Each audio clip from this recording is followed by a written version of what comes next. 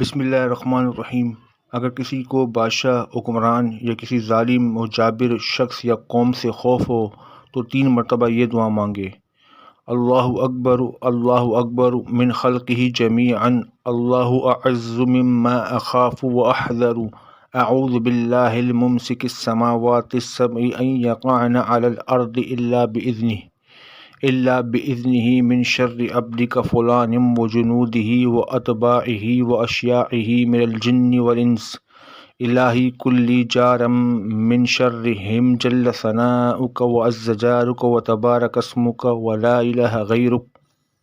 ترجمہ: اللہ سب سے بڑا ہے، اللہ اپنی تمام مخلوق میں سب سے بڑا ہے، اللہ اس سے زیادہ قوی اور غالب ہے جس سے میں خائف ہوں اور ڈر رہا ہوں۔